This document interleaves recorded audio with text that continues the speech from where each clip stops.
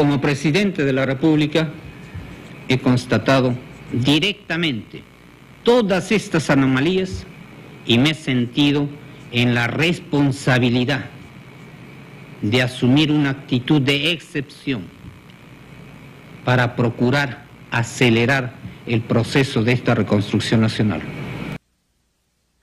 Las canciones de Camilo Sesto.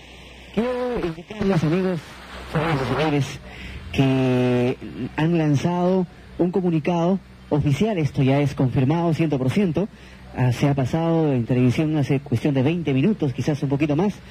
Una reorganización total del Congreso de la República. Y algunas cosas más. No sé si hasta cierto punto se suspenden las garantías, pero es posible que ello ocurra. 12:00 horas. 12 horas, 00 minutos. 12 horas, 00 minutos. Senador Felipe Sterling. Sí, buenas noches. Muy buenas noches, señor presidente del Senado de la República. Le hablamos de Radio Antena 1. ¿Usted quisiera decirnos cuáles son sus expresiones ante esta decisión del señor presidente de la República? Estoy indignado ante el golpe de Estado. Repudio lo que ha hecho Alberto Fujimori. Estoy con arresto domiciliario y algunos colegas senadores han sido detenidos. Y esto es un hecho repudiable y por eso no solamente convoco a los peruanos, sino convoco a los amigos de América, a los hermanos de América, frente a este latrocinio que pisotea la Constitución y la ley. Senador Sterling, hemos querido entender de que usted está con arresto domiciliario. Sí, señor. Estoy detenido. Yo me iba al Senado de la República cuando me enteré, pero estoy arrestado y han rodeado la manzana de mi casa. No puedo moverme, desgraciadamente, en mi casa. Senador, este es un hecho bastante lamentable en vista de que usted no puede estar sujeto a mandato imperativo de ningún tipo por imperio de la Constitución. Así es. En caso de que el presidente haya violado este artículo 210 de la Constitución, ¿quién asumiría la presidencia de la República? ¿Usted o el senador San Román? ¿De quién asume la presidencia? Lo único que le puedo decir es que los peruanos tienen el derecho de insurgencia conforme al propio mandato constitucional, porque esto es un golpe de Estado. Es Radio Antena 1, son las 12 de la noche con 11 minutos. Y ya estamos con el doctor Henry Peace. Doctor Peace, muy buenas noches. Buenas noches. Radio Antena 1 quiere conocer su opinión respecto a la decisión de esta noche. Quiero expresar mi más absoluto repudio a la decisión del presidente de la República. El señor Fujimori ha perdido en este momento legitimidad como presidente de la República porque ha violado toda la legalidad. Ha violado los términos dentro de los cuales fue elegido presidente de la República. Quiero expresar mi adhesión al presidente del Senado que se ha expresado a pesar de estar detenido en su domicilio y decir que los peruanos, la izquierda en particular, no va a aceptar que se nos imponga otra dictadura. Esta democracia costó mucha lucha y mucho esfuerzo del pueblo y aunque tengamos diferencias con otras fuerzas políticas, una cosa que tenemos que decir es que hoy día quedan suprimidas todas las diferencias. Estamos para defender la democracia y para crear condiciones para que el pueblo pueda hacer efectivamente gobierno. Doctor Henry Peace, muchas gracias y muy buenas noches. Buenas noches. Vamos a ver cuál es la opinión de los trabajadores peruanos. El flamante secretario de la Central General de Trabajadores del Perú, Pedro Wilcatexe. Pedro, muy buenas noches. Muy buenas noches, Henry. Felicito en primer lugar la valentía de Antena 1 de estar propagando el rechazo a esta afrenta contra la Constitución y sobre todo a las leyes de nuestra patria. Los trabajadores peruanos no vamos a permitir de ninguna manera que una vez más se atropelle la Constitución y las libertades en nuestro país. Expresamos nuestra protesta y nuestra condena por esta actitud del presidente de la República, que está violando la Constitución y está poniéndose fuera de la ley. Y ya estamos en comunicación con el senador Gustavo Momi. Senador, ¿el diario La República podrá circular libremente el día de mañana? Tenemos intervención militar. ¿Y esto evitaría que ustedes salgan a Y la también circulación? ha entrado en impresora, ¿no? Es decir, que no se está imprimiendo en este momento el diario de la República. Vamos a tratar de sacarlo, pero tenemos intervención militar tanto en la editora como en la impresora. ¿Esto significa que están revisando vuestro material periodístico? Así es, hay una censura en este momento. Senador Gustavo Momi y accionista del diario La República, nosotros tenemos que indicarle que en este momento han dispuesto que cerremos la estación de radio Antena 1. Han dispuesto que cerremos radio Antena 1. Nosotros hemos estado llevando la información a todos los sectores de la población con la pluralidad que el caso requiere. Hemos dado también lectura al comunicado del Comando Conjunto de la Fuerza Armada, el comunicado oficial número 001. Pero en estos momentos, señoras y señores oyentes de radio Antena 1, tenemos que indicar que fuerzas policiales, Fuerzas Armadas, están en la puerta de nuestra estación ordenando que cierre nuestra transmisión, que se cierre nuestra transmisión. El gerente de esta estación, el ingeniero Eduardo Rosenfeld, está en este momento dialogando con las fuerzas militares que se encuentran apostadas en la puerta de radio Antena 1. La directora periodística de esta estación, también Cecilia Laca Sánchez, está haciendo las gestiones necesarias para que nos permitan seguir desarrollando nuestra labor periodística e informativa. Gracias y buenas noches, senador Gustavo Monge. Buenas noches, un abrazo. Muchas gracias. Tenemos que indicarles, amigos oyentes, que en este momento la directora periodística de la radio, Cecilia Laca, está también conversando con los directivos o con los enviados de las fuerzas policiales y ella tiene algo que decirnos. Sí, Henry, lamentablemente tenemos que comunicar a todo el público y a todos los políticos que nos siguen que a 20 minutos para la 1 de la mañana representantes del Comando Conjunto se han hecho presentes en nuestra casa periodística Antena 1, ubicado en Paseo de la República 3662, y tenemos que cerrar nuestras transmisiones por orden de los efectivos del Ejército.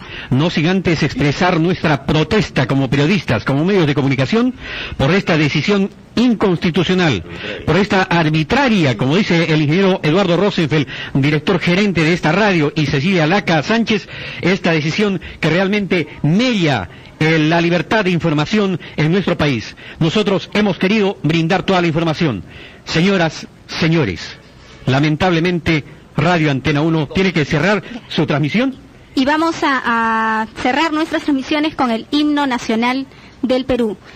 Muchas gracias a todos ustedes. Tenemos que indicarles que hemos estado en la información el ingeniero Eduardo Rosenfeld, Cecilia Laca Sánchez, también ha estado Rosa Ortega.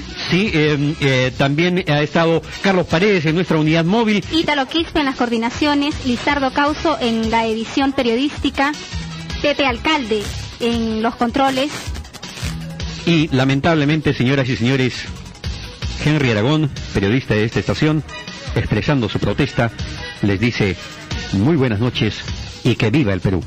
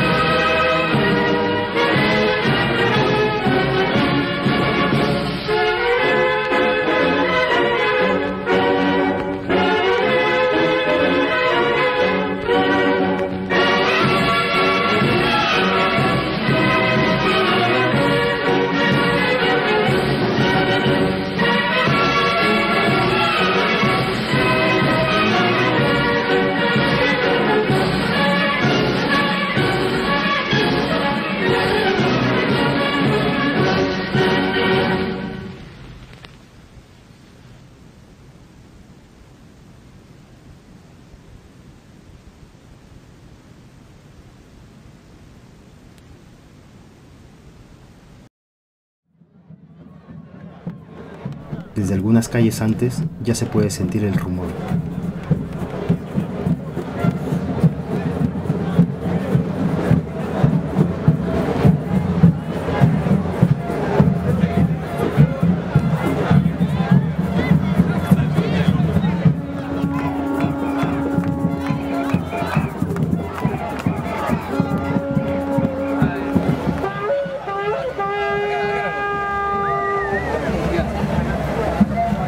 Esos ruidos, esos tambores.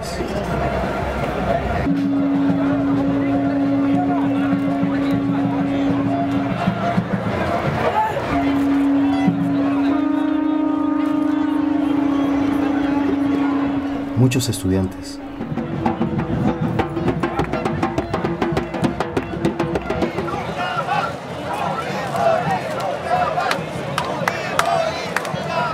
Otros un poco mayores.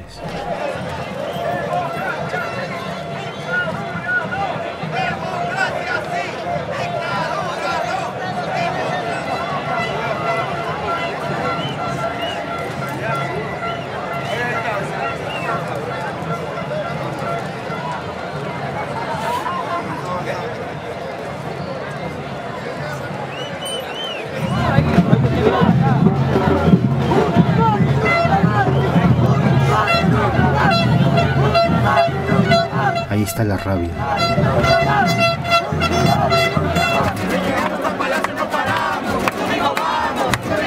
También está la fiesta.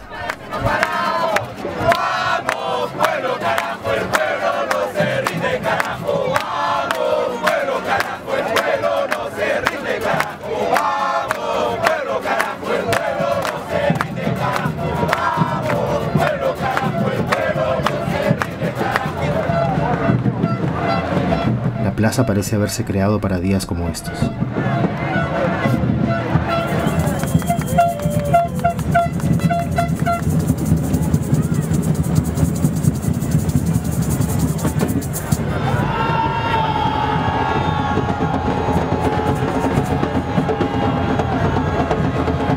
De pronto llega ese momento, el momento en que todo queda suspendido. El momento en que 100.000 personas empiezan a marchar. Ya, compañeros,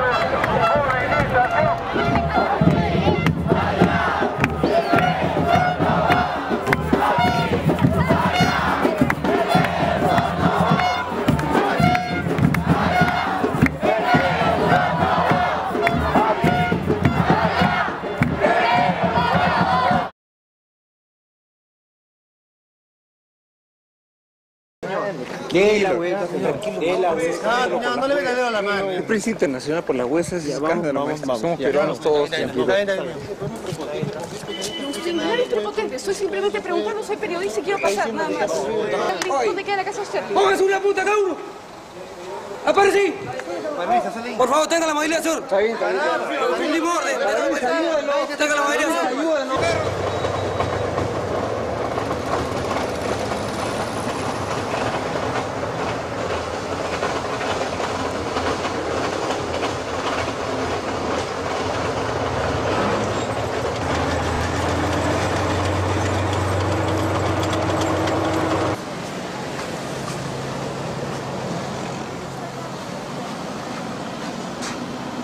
Son las 12:30 de la noche. El Congreso está rodeado por los tanques por la decisión del presidente Fujimori de cerrar el Congreso. A esta hora nadie sabe cuáles serán las consecuencias de esta decisión. Y atención, comandante.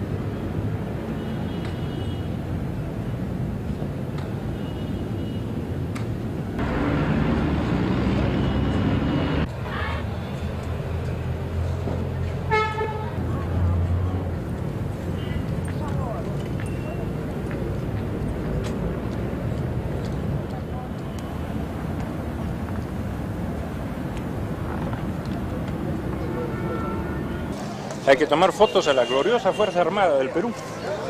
Vamos, retirarse. A retirarse. Cuidado. Yo soy este Carlos Colegio Abogado. Me baja la voz. Este es mi baja la voz. Y usted no me grite. Ya, este es mi cuidado, colegio. Yo soy la autoridad acá, que se baja la voz. ¿Qué autoridad es usted? Ya, pues yo procedo. Más respeto, señor. Ya no hay nada, señor. Más respeto. Me acompaña. Suba, señor, suba. Suba al carro. Suba al carro. ¿Qué se cree usted? Yo soy de Carlos Colegio Abogado.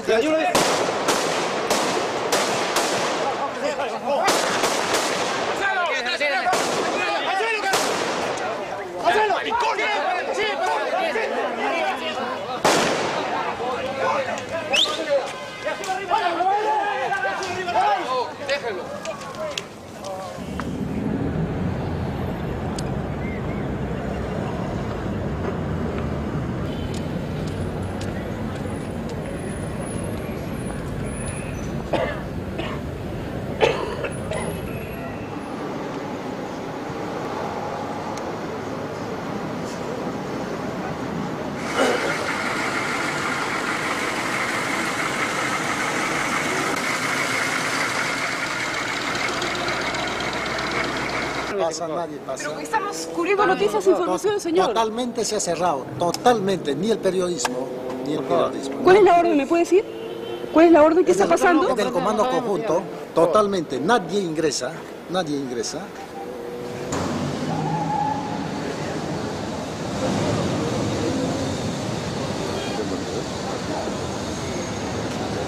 Vamos a hablar con el director de la radio.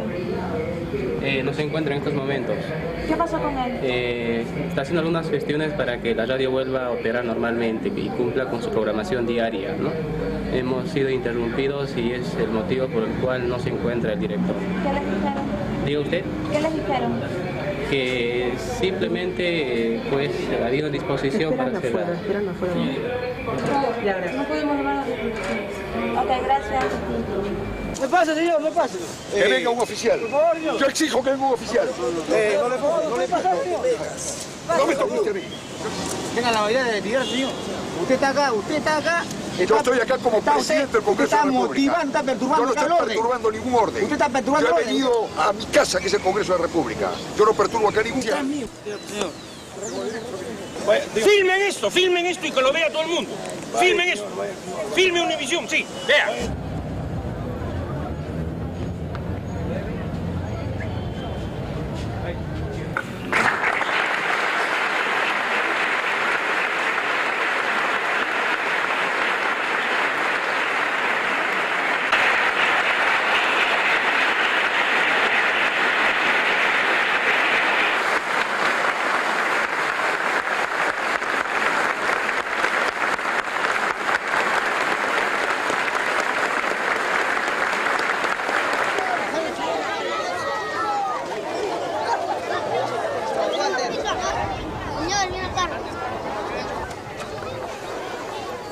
Ahí están, esos son los que venden al Perú. Ahí están, esos son los que venden al Perú. No había calculado en el sentido que la imagen que se podía transmitir fuera de tanques, metralletas y soldados. Por ahí me faltó un asesor de imagen. Por eso yo estoy insistiendo mucho que aquí los militares, las Fuerzas Armadas y Policiales, lo que han hecho es, primero por convicción, acatar una decisión del presidente de la República, que en el país es jefe supremo de las Fuerzas Armadas.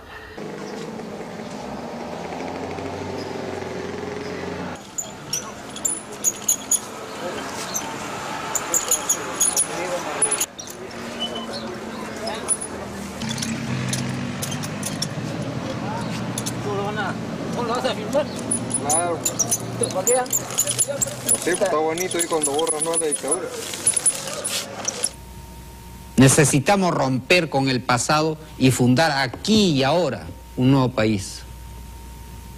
Compatriotas, no quiero terminar este mensaje sin agradecerle la confianza depositada en un gobierno que solo quiere servir a la causa de los grandes intereses nacionales.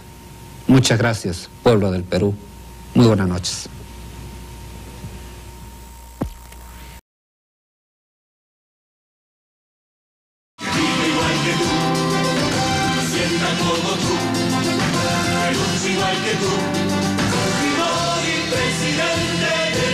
Alberto Fujimori, un presidente como tú.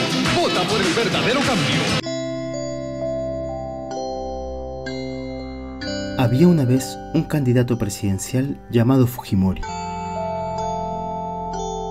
El candidato Fujimori no tenía un plan de gobierno serio, ni en el ámbito económico, ni en el cultural.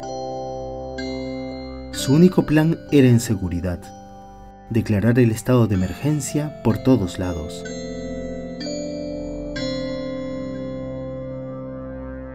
Como tenía miedo de perder las elecciones, el candidato Fujimori se vuelve socio de un misterioso asesor que lo ayudará a conseguir la presidencia.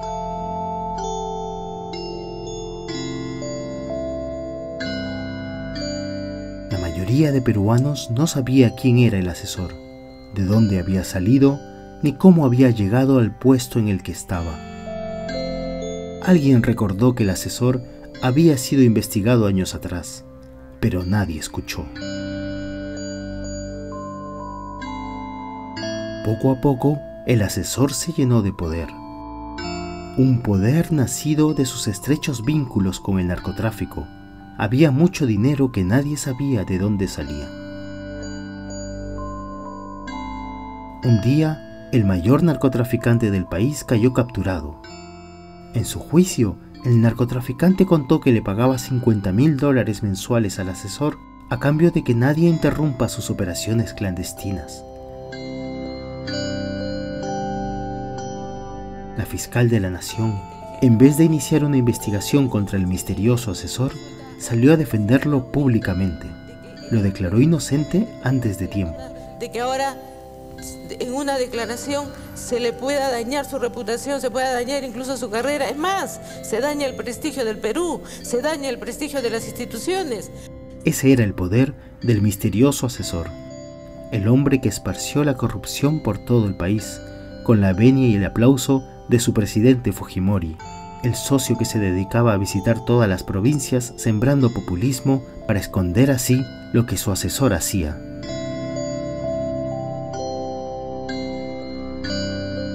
Un día, el país despertó y el asesor y el presidente fueron enjuiciados y encarcelados por sus crímenes.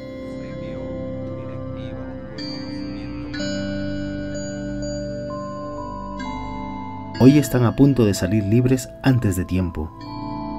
Ni en sus mejores sueños pensaron que volver por la puerta grande sería tan fácil.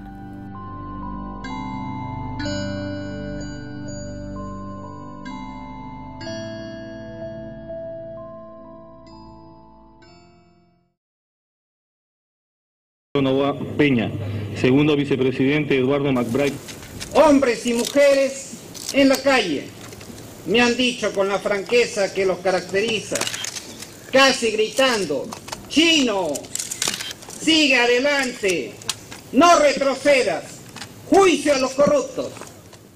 La CONFIEP fue la única institución de la sociedad civil que publicó un comunicado, una carta pública en el periódico, apoyando a Fujimori. Y justamente fue un gerente de la CONFIEP a quien yo entrevisté, quien me dijo más o menos el año 94, 95, nosotros estábamos buscando un Pinochet y lo encontramos. Vamos a dejar que el olor de la podredumbre nos impida respirar. ¡Claro que no! El pueblo peruano no quiere ninguna clase de dictadura, mucho menos la dictadura que había, la dictadura de los ineptos y de los corruptos. Entonces, a partir de ahí se concentró el poder en la presidencia y que se generó un aparato social, ¿no?, que todavía le sirve a Keiko, digamos, ¿no?, de vinculación con los pobres. Se repartían alimentos, se construían colegios, había obras pequeñas que se realizaban. Todo eso lo concentró Fujimori en el Ministerio de la Presidencia, MIPRE. En paralelo, se consolidó el poder de Montesinos, que manejó la policía, el ejército, luego el poder judicial, que también es intervenido en el golpe, ¿no es cierto?, y todo lo que a él le interesa. Él sabía que para mantenerse en el poder y para blindarse, él también tenía que relacionarse con los grandes empresarios, acercarse a los grandes empresarios, ¿no? Y ese creo que es uno de los primeros videos, una de las primeras reuniones entre Montesinos y Dionisio Romero Seminario, ¿no?, el empresario más poderoso del Perú. Eso es verdad, pero yo solo quiero cuestionar de que no seamos triunfalistas, tengamos una manera de encontrar nosotros, porque lo que necesitamos es inteligencia, no que nos cojudeen. Entonces tenemos que tener la información para ver si vamos bien o vamos mal y qué actuar. Y ojalá que no caigamos en ese triunfalismo. Tenemos la información, la tenemos muy precisa, el tema lo tenemos muy claro. Estamos trabajando bien. Montesinos cree que es de fundamental importancia tener el apoyo explícito de los grandes empresarios a la reelección. Y ahí, digamos, uno puede observar claramente cómo Montesinos corteja a Romero, y Romero le dice, bueno, arréglame una serie de problemas, ¿no es cierto? Entonces ahí donde Romero, a cambio de la famosa entrevista que concedió en Expreso, apoyando a la reelección de Fujimori, criticando al entonces alcalde de Lima, Andrade. Como contrapartida, Montesinos le hace el favor, acuerdan que haya administradores judiciales de empresas pesqueras que no le pagan al Banco de Crédito, ¿no? Y le arregla el problema. La plena conciencia y su posición ya formal ante nosotros, estar sin apoyo, estamos en la trinchera, nosotros le pediríamos, digamos, que eso también se traduzca, digamos, no tanto en el tema de dinero, no tanto de apoyo económico, no. En declaraciones, por ejemplo, que te preguntaran en algún momento, te dijeran, ¿y usted qué opina? No sé si ahora debe de continuar en la alcaldía o ser presidente. Entonces uno que no diría, bueno, es un buen alcalde, el pueblo se eligió por 4 años, y estimamos que el señor debe de terminar sus mandatos, y no debe, como se nuestro haber sido elegido, habiendo prometido continuar 4 años, porque así el prometió, dijo yo. Puedo decirlo, y a mí me lo ha garantizado. Garantizado, entonces que no va a ser presidente de la República, va a ser alcalde. Entonces, la opinión tuya, en ese sentido, tiene un peso fundamental. Ya genera una corriente de opinión del empresariado. O sea, en el comercio. En el comercio, puede ser en el comercio con empresa de comercio o en el empresa. Entonces, ahí se ha generado durante 10 años una dictadura, ¿no? Porque devino en eso. Y los ricos se hicieron inmensamente ricos. Y ese poder continúa hasta ahora, con más fuerza todavía, porque no se alteró el modelo económico, se firmaron tratados de libre comercio y se mantuvo básicamente esta idea de que la principal función del Estado es promover las grandes inversiones. No los pequeños y los medianos, los grandes inversionistas. Para ellos, protecciones en los tratados de libre comercio, para ellos contratos de estabilidad jurídica, para ellos vinculación íntima, directa, con el Estado.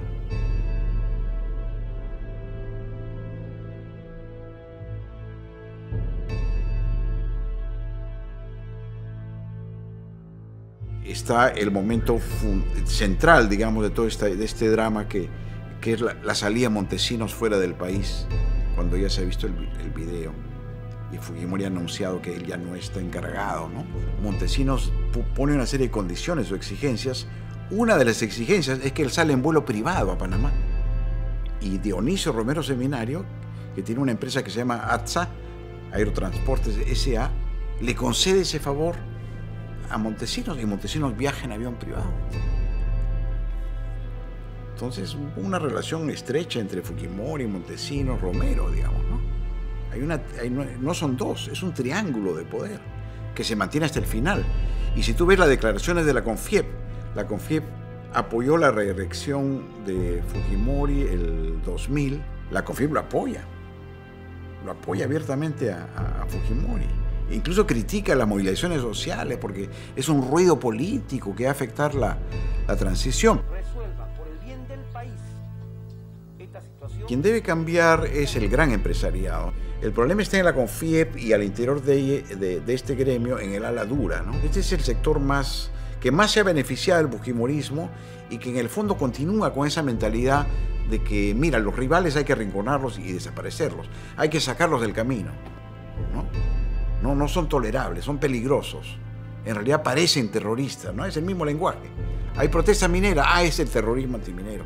Aparece Verónica Mendoza, debe ser terruca, ¿no? No dicen que debe ser terruca y por lo tanto tratada como tal. Hay otro sector empresarial que es más liberal, digamos, que está más dispuesto a escuchar, a negociar, que no se asusta, ¿no? con propuestas, digamos, de generar sistema de rendición de cuentas, tolerar más, digamos, regímenes más favorables para los trabajadores. De algún modo, políticamente se expresa en esta elección entre el sector Kuczynski, digamos, ¿no? Más dialogante, más dispuesto a entender que hay problemas muy serios en el país, como por ejemplo el agua, ¿no? Y sectores más duros que son atraídos hacia el lado de Keiko Fujimori. Somos un gran equipo. Podemos llegar mucho más lejos. Ese es el reto, el compromiso y la obligación de Fuerza Popular con nuestro país. Muchas gracias.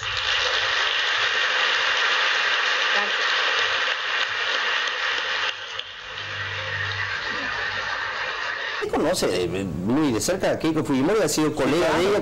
Usted era congresista de Unidad Nacional y estaba en la bancada fujimorista, trabajó con ella de cerca, o sea, la conozco. O sea, la conozco perfectamente. Sé lo chancona que es. Ajá. Al final nos dio la premisa. Ahí está.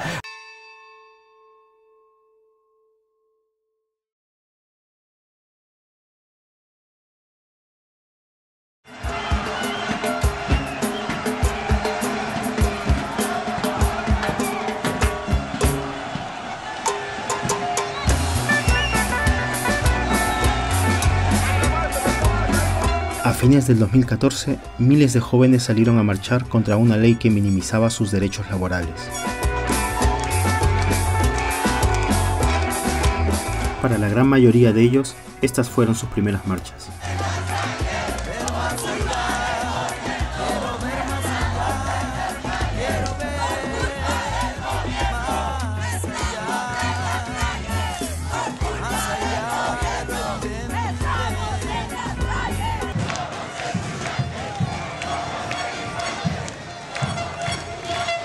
¿Quién iba a decir que estos jóvenes iban a ser los primeros peruanos de nuestra historia en ir a marchar, no al centro de Lima, sino a las oficinas de los empresarios, a la misma sede de la CONFIEP?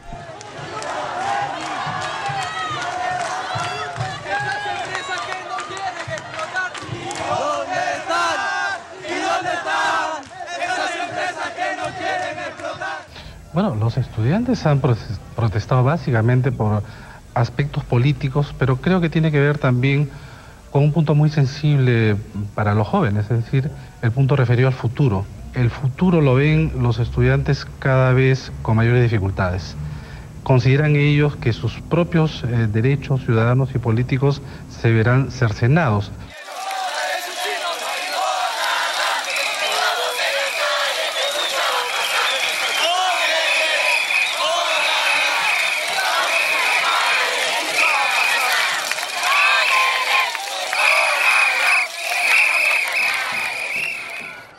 La primera marcha de mi generación fue el año 1997. Las primeras pancartas, los primeros kilómetros, la primera represión. De la Plaza Francia habían partido los universitarios, jóvenes que nunca antes habían participado en una manifestación cívica de este tipo.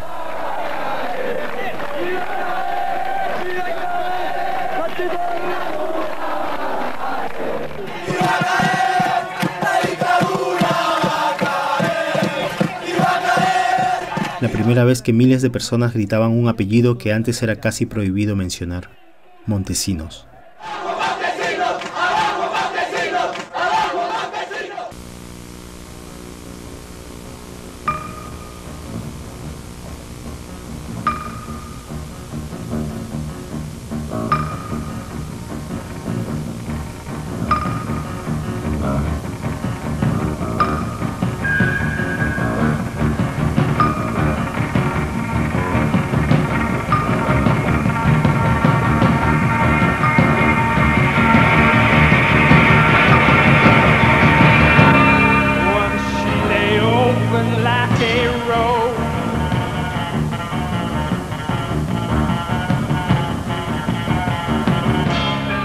Depart the madness that I stumbled from, but she fell away. She fell away. Shed me like a skin. She fell away. Let me hold in La destitución de los 3 magistrados es la gota que rebalsó el vaso. La frase que por toda la universidad pusimos fue: basta de indiferencia. ¡Somos estudiantes! ¡No somos terroristas! ¡Somos estudiantes! ¡No somos terroristas! ¡Somos estudiantes! ¡No somos terroristas! Fujimori había sido reelegido presidente en 1995, pero ya a fines del 96, el Fujimorismo había creado la Ley de Interpretación Auténtica, una ley que iba a permitir una siguiente reelección de Fujimori. La destitución de 3 magistrados Los magistrados del Tribunal Constitucional se opusieron rotundamente a la ley y Fujimori los destituyó.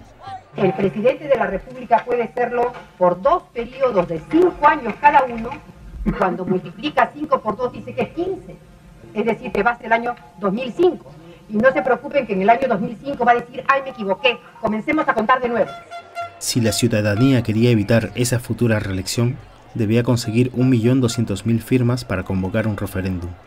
Estudiantes de todo el Perú se unieron bajo el lema "Un estudiante, un planillón". Los universitarios salieron a las calles en busca de firmas para el referéndum contra la reelección. Los universitarios del Perú asumimos el compromiso de trabajar día a día hasta lograr en un plazo inmediato el 1.200.000 firmas. Siendo seguidos, un poco con las llamadas telefónicas también han estado intervenidos los teléfonos y sobre todo con la gente que es mismo integrante del servicio de inteligencia que viene a decirnos, oye, ya tienes tu folder. Y eso es un poco que amedrenta, ¿no? O sea, fichado. Al final se lograron más firmas de las requeridas, pero la mayoría fujimorista del Congreso logró que el referéndum fuera a votación. Por el sí, 45 señores congresistas, y por el no, 67, y una abstención. En consecuencia, el proyecto de ley número 3.924 ha sido rechazado. 45 por el sí. Por el no, 67. 45 a 67. ¡Murió la democracia!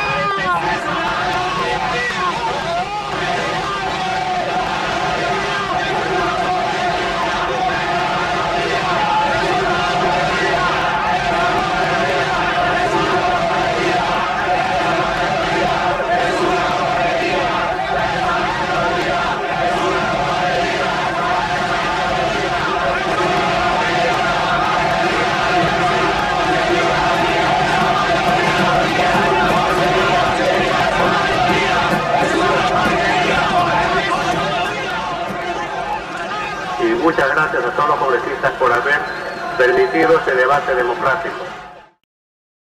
Recuerdo que éramos muchos de cuarto de media y de quinto de media, yo estaba en quinto, que nos parecía que realmente era nuestro futuro el que se estaba jugando, ¿no? Y que no podíamos quedarnos callados, ¿no? Que la cosa estaba muy mal, que era muy evidente que Fujimori era corrupción, era mafia, ya teníamos certezas de lo que había pasado en Cantuta, de lo que había pasado en Barrios Altos, que existía algo que se llamaba el Grupo Colina, el escándalo de los congresistas, era terrible. Yo recuerdo esa sensación que uno tenía de... Era gente a la que se le había votado para que sea oposición y de pronto tú te dabas cuenta que eran unos topos, ¿no? Y que evidentemente estaban dando información o estaban traicionando el voto de lo que la gente estaba pidiendo que se hiciera. Hasta ahora recuerdo gente como Javier Díaz-Canseco y esa especie de como... Vamos, Javier transmitía, ¿no? O sea, transmitía un poco la indignación de lo que estaba pasando, pero también de lo que él sentía dentro de ese congreso, ¿no? De saber que no sabía si el de al lado acababa de ser comprado o no había sido comprado, qué había pasado. Ver la televisión basura y ver los periódicos basura y ver cómo mentían y cómo inventaban estos psicosociales todo el tiempo. Y todo lo que querían era generar miedo, ¿no? O sea, ir a generar miedo y tener a una sociedad inmovilizada por el miedo. En el 98 fui a mi primera movilización grande, estando en el colegio todavía, sí. Yo recuerdo que fue la del pasaje Olaya, a alguien, no me acuerdo, a alguien lo golpearon, recuerdo que hubo una cosa complicada con los estudiantes.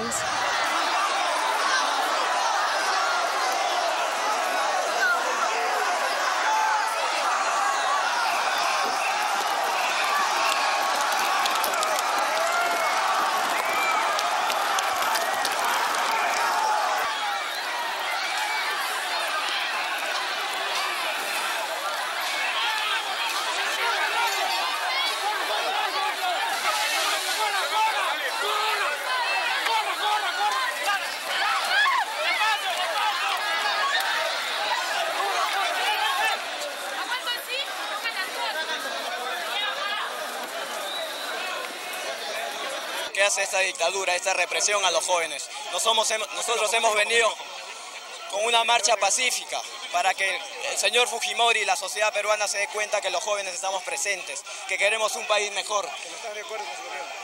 No estamos de acuerdo ni con su gobierno, ni con nada que ver con Fujimori.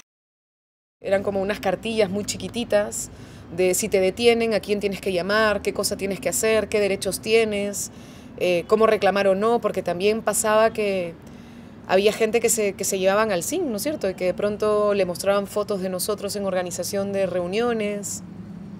Era un tiempo difícil, ¿no? Era un tiempo de mucho miedo, era un tiempo de...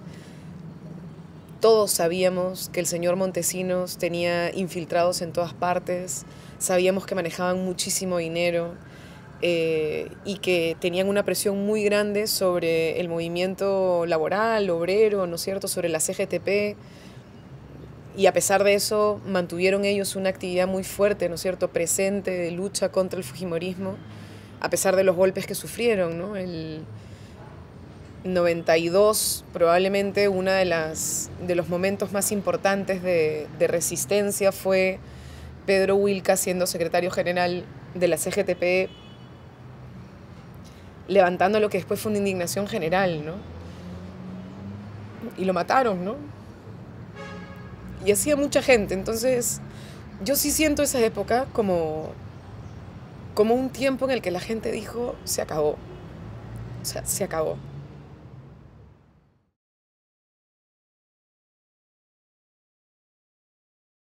Nuestra industria está en crisis, los trabajadores estamos desocupados. Una herramienta que simboliza al gremio de construcción civil, esta carretilla está vacía, señor presidente.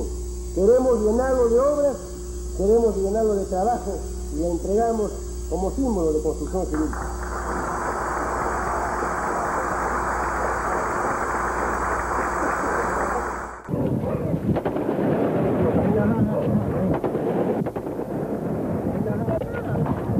Una lluvia de piedras que cae tratando de agredir a los policías.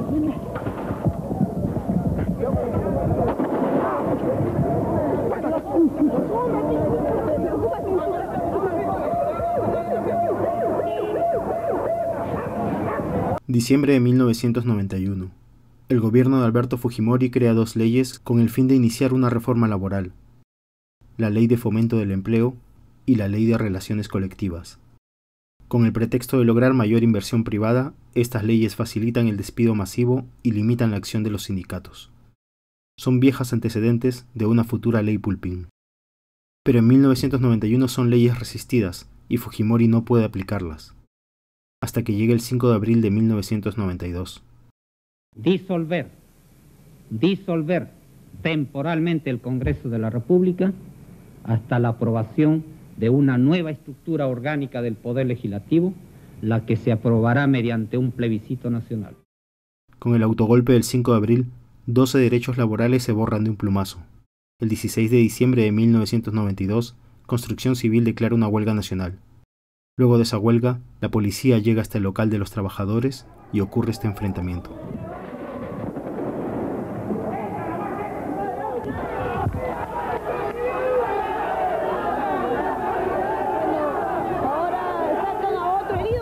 Un compañero ha fallecido, a eso estamos viniendo, el compañero Mamani Romero, quien ya está confirmado su fallecimiento como consecuencia de este atentado que ha hecho la policía a nuestro local. Esto es el 16 de diciembre de 1992. 2 días después, el Grupo Colina matará a Pedro Wilca. Buenos días, mi nombre es Flor Wilca. Soy hija de Pedro Wilca Texe, secretario general de la CGTP y dirigente de Construcción Civil hasta 1992. Era una persona incómoda, un blanco del gobierno de ese entonces, del gobierno de Fujimori, que empezó a hacer una campaña de desprestigio contra los trabajadores, contra sus dirigentes, contra las organizaciones políticas. Lo acusó de ser una camarilla de la CGTP, dijo a los empresarios en el CAE de 92 que en este país ya no mandaban más las cúpulas de la CGTP. Nos comentó en casa que bueno, que se le había acercado una persona en CADE, un militar, dijo él. Este señor le dijo a él que tuviera mucho cuidado, que el gobierno iba a radicalizarse mucho más todavía en implementar lo que estaba pensando hacer y que bueno, iba a llevarse de encuentro a todo lo que tratara de oponerse, ¿no? Terminamos de desayunar y se demoraba el señor que le ayudaba conduciendo el carro, no llegó y nosotros dijimos, bueno, vámonos, ¿no? Nos levantamos de la mesa, él habló en el desayuno de lo importante que era estudiar y seguir estudiando, ¿no? Eso es lo que comentamos en el desayuno ese día. Lo acompañamos en el carro, yo, el hijo de Marta lo acompañó también. Subimos al carro y bueno, yo estaba un poco distraída arreglando unos papeles que llevaba sobre las piernas. Me subí al carro y de pronto mi papá se sentó, puso la llave del coche para encender el carro y de pronto escuché unos disparos, escuché unos sonidos tan bajitos que no pensé que eran tan cerca, no pensé, como era diciembre, que eran unos cuetones de la Navidad. Eran tan bajitos que ni siquiera me di cuenta, ¿no? Y de pronto empezaban a hacer más y más y más, y cuando me di cuenta había gente hacia alrededor del chofer, hacia el lado izquierdo del carro, rodeando a mi papá. Yo me asusté mucho, me bajé del carro, entonces traté de correr hacia mi casa. En la puerta estaban Marta, estaban mis hermanos, ellos seguían disparando. Yo traté de llamar a la policía, pero no sabíamos qué hacer en ese momento. Luego todo se tranquilizó, la gente empezaba a venir a la casa, mi papá no bajaba del carro, ¿no? Eso me desesperó más todavía. La gente decía, no lo toquen porque tiene una bomba, va a explotar. No querían que lo tocáramos. Yo lo subí a un taxi, me lo llevé en un taxi hasta el hospital. Cuando llegamos al hospital recién pude mirarle la cara, tenía varios impactos de bala en la cara, en la cabeza. Nunca más volvió a decir nada, nunca más volvió a estar con nosotros.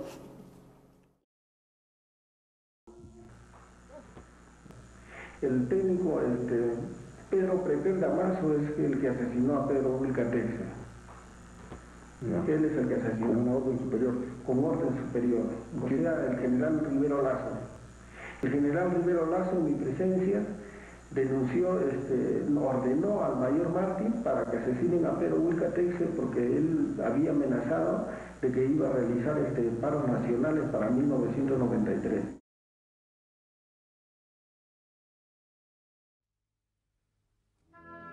En la Escuela Militar de Chorrillos, la academia donde se forjan los soldados que buscan llegar a general, recuerdan a Mayor Santiago Enrique Martín Rivas como alguien introvertido, alguien que no destaca en los deportes, tampoco en los estudios. Termina en el puesto 33 de un total de 48 cadetes. El año 81 viaja al conflicto del Falso Paquilla, en Ecuador. En aquel monte rocoso, Martín Rivas conocería al héroe que marcaría su carrera, José Colina, un capitán con grandes habilidades para el camuflaje y la contrainsurgencia. Colina se había ofrecido voluntario para una misión que nadie más hubiera aceptado. Tenía que filtrarse en las filas de Sendero Luminoso. El capitán Colina aprende las jergas, las arengas, la filosofía de los terroristas. Cumple su labor con honor hasta el 13 de noviembre de 1984, cuando es ejecutado por una patrulla militar en Huancavelica.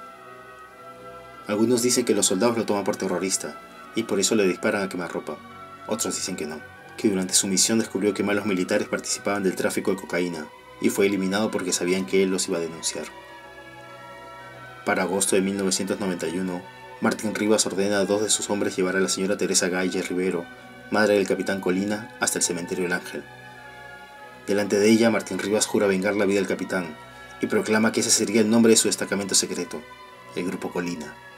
Guillermo Supo, Nelson Carvajal, Arturo Arce, Hugo Coral, José Alarcón, Carlos Caballero, José Gamarra, Carlos Salazar, Jorge Benítez, Julio Chuqui, Marco Flores, Clemente Alayo, Fernando Leca, José Tena, todos bajo la coordinación del coronel Fernando Rodríguez. Se sienten elegidos. No es para menos. El alto mando del ejército los ha convocado para liderar un comando clandestino de vengadores frente a los ataques terroristas. Años después los describirían como un destacamento hecho de matarifes, sin físico, torpes, gente que quería imitar a los agentes de la CIA o el Mossad, pero que solo se habían dedicado a matar por dinero. 3 de noviembre de 1991, la primera gran misión del Grupo Colina. 8 hombres bajan de 2 camionetas frente a una casona de Barrios Altos. Antes de entrar en acción, entrelazan las manos y gritan: ¡Por Colina! ¡Por Colina! ¡Vencer! ¡Siempre vencer! A esa hora los vecinos del Jirón Guanta celebran una pollada. Los 8 hombres se abren paso gritando ¡cerveza! ¡Cerveza! Pero no traen ninguna botella, sino 8 ametralladoras MP5, con cartuchos de 9 milímetros, cada una con silenciador. Se ponen los pasamontañas, toman a los ocupantes de la habitación 110 y los arrojan al patio interior de la casona. ¡Terrucos de mierda!, les gritan. ¡Tírese al suelo, concha su madre, perros asesinos! Tomás Libias, un vendedor de helados, protesta. Le responde con una bala. Antes que caiga al piso le caen 4 proyectiles más. Filomeno León, el organizador de la pollada, pregunta: ¿qué pasa, jefe? 7 balazos le quiebran la voz. No tiene tiempo de gritar. Disparan indiscriminadamente durante 2 minutos. Un niño de 8 años se lanza sobre los restos de su padre.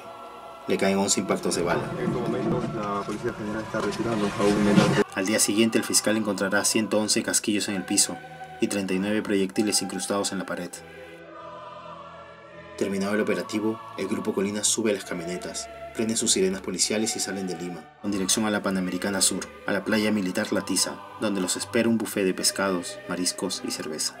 El presidente está orgulloso, dice Martín Rivas. No está conforme con lo del niño, pero comprende los daños colaterales. Habla con tal convicción que parece haber hablado con el mismo Alberto Fujimori. Una de esas noches, o quizás esa misma, Martín Rivas empieza su romance con la agente Mariela Barreto, integrante del equipo número 2 del Grupo Colina, a cargo del técnico Julio Chucky Aguirre, alias El Enterrador. El 17 de julio de 1992, Sendero Luminoso detona un coche bomba con 600 kilos de dinamita en Lima, en la calle Tarata, el corazón de Miraflores. 30 personas son asesinadas brutalmente. Al día siguiente, el 18 de julio, el Grupo Colina llega hasta el campus de la Universidad Enrique Guzmán y Valle, La Cantuta, y se llevan a 9 estudiantes y a un catedrático. Son terroristas, corren la voz. Nadie más verá a esos estudiantes ni a ese profesor con vida. Ocultan los cuerpos en una fosa común, en la carretera que conduce al distrito de Huachipa. Pero algo falla. Martín Rivas tiene un mal presentimiento. Mucha prisa, muchos cuerpos, mucho caos.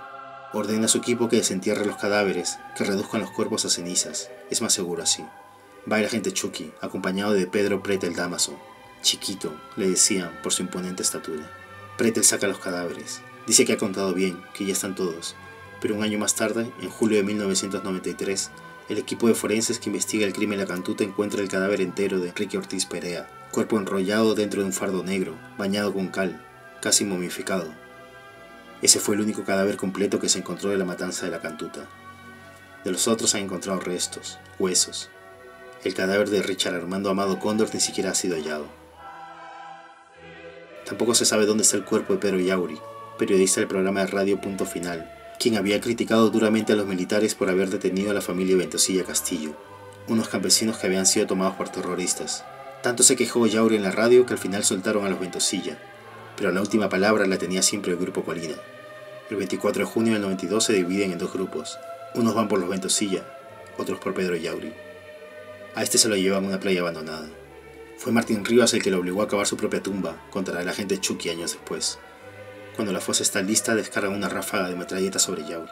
Al día siguiente, en otro lado de la ciudad, 6 de los Ventosillas amanecen ejecutados al lado de una carretera.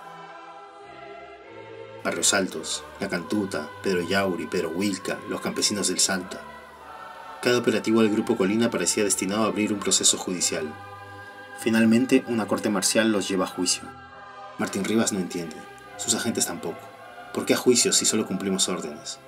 Calma, les dice el general Nicolás Hermosa Ríos, nada menos que el propio jefe del Comando Conjunto, el tercer hombre más poderoso del Perú. Calma, silencio, ya lo vamos a solucionar. El tiempo le da la razón al general. En 1995, el gobierno de Alberto Fujimori da una ley de amnistía y el Grupo Colina sale libre. Se sienten protegidos. Ya ven, dice Martín Rivas, el Estado nos cuida.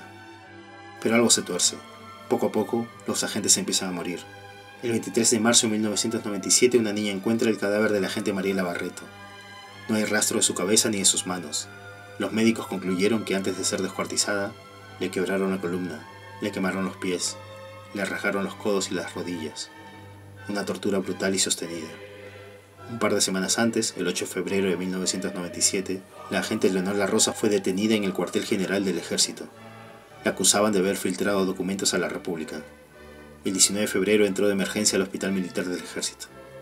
Un día más tarde tuvo un paro cardiorrespiratorio. Abandonó el hospital en silla de ruedas. Ese mismo mes, Chiquito Pretel termina tendido sin vida sobre el asfalto en un extraño accidente de tránsito. Iba manejando su moto por la avenida Angamos, en Surquillo, cuando un auto lo choca por detrás. Extrañamente, había un carro del ejército cerca del accidente. Unos militares recogen el cuerpo y se llevan al chofer al Pentagonito para tomar su declaración. Horas más tarde lo sueltan, sin dar parte a la policía. El 26 de diciembre de 2006, la Corte Interamericana de Derechos Humanos responsabiliza al Perú por los asesinatos de la Cantuta. Le abren un nuevo proceso a Martín Rivas, pero esta vez en un tribunal civil. Él se convierte en fugitivo. Un día, Martín Rivas se entera de que una fiscal ha encontrado más de 20 millones de dólares a nombre del general Hermosa Ríos. No lo puede creer. Si él iba preso era justamente por haber obedecido las órdenes de su general, de Montesinos, de Fujimori. Decide dar su versión en una serie de entrevistas al periodista Humberto Jara. Durante una de esas entrevistas cae detenido. Una mañana calurosa de 2007 empieza el juicio a Martín Rivas. Ahí se reencuentra con el general Hermosa, ex jefe supremo de todos los institutos armados durante 7 años. También está el general Julio Salazar Monroe, ex jefe nominal del CIN. Los acompañan el general Juan Rivero Lazo, ex jefe de la Dirección de Inteligencia del Ejército, el general Luis Cubas Portal, ex jefe de Comando de Logística del Ejército DINTE, los coroneles Víctor Silva Mendoza y Alberto Pinto Cárdenas, ex jefes del Servicio de Inteligencia del Ejército CIE, y el coronel Fernando Rodríguez, quien fuera responsable del Grupo Colina ante el alto mando militar. Martín Rivas se siente un idiota. Es el único personaje de todos los que han sido procesados por los tribunales anticorrupción que no amasó una fortuna. El sujeto que dice a todas luces ser un analista formado por los aparatos de inteligencia no pudo advertir que obedecía órdenes de los generales más corruptos de nuestra historia. Ese día también se reencuentra con los hombres que una vez comandó. Hace más de 5 años que no veía a toda la pandilla. La última vez que lo hizo tenían una orden de captura sobre sus cabezas. En un taller de mecánica, Martín Rivas los convocó para dar las últimas órdenes. Un solo puño, una sola versión. Aún entonces se consideraba un equipo donde no cabía lugar para la traición. Pero han pasado 7 años ya. Ahora todos han sido capturados. Aún peor, piensa Martín Rivas. Muchos se convirtieron en colaboradores eficaces o se acogieron a la confesión sincera. Varios han testificado contra él, indicándolo como el sicario particular de Alberto Fujimori y Vladimiro Montesinos. Quizás por eso cuando llega al juicio no lo saluda. Por cómo se expresa, no parece un matarife de sangre fría, más bien parece un conferencista de autoayuda. Formula preguntas que él mismo responde, se indigna, evoca silencios, arregla su cerquillo. El niño, repite. En la guerra han muerto más de 1000 niños. ¿Alguien hace justicia por ellos? Está frustrado. Repite que él no forjó ninguna fortuna, no como los generales corruptos que tiene al lado. Él es un hombre de oficina, el autor del Libro Rojo, el libro que había sentado las bases de la guerra contra Sendero Luminoso y el MRTA. Se ve a sí mismo como el verdadero protagonista de la lucha contra el terrorista, por encima incluso de Fujimori y Montesinos. Desde hace 14 años, Martín Rivas ha tratado de decirnos que le debemos una disculpa, porque él terminó con la subversión.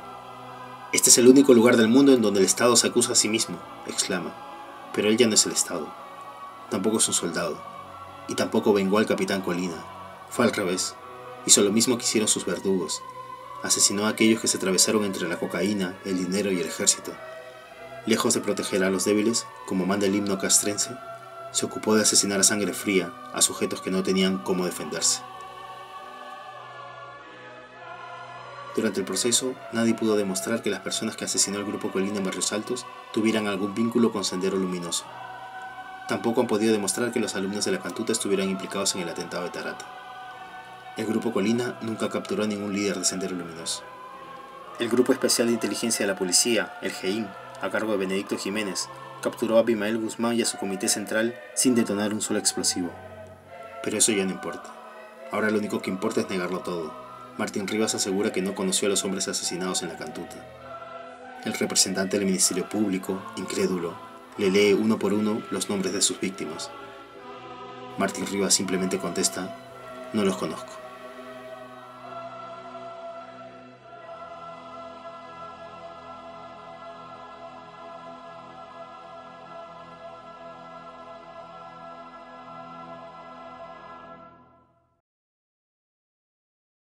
He dicho difundir a fondo los métodos de planificación familiar. Las mujeres peruanas deben ser dueñas de su destino.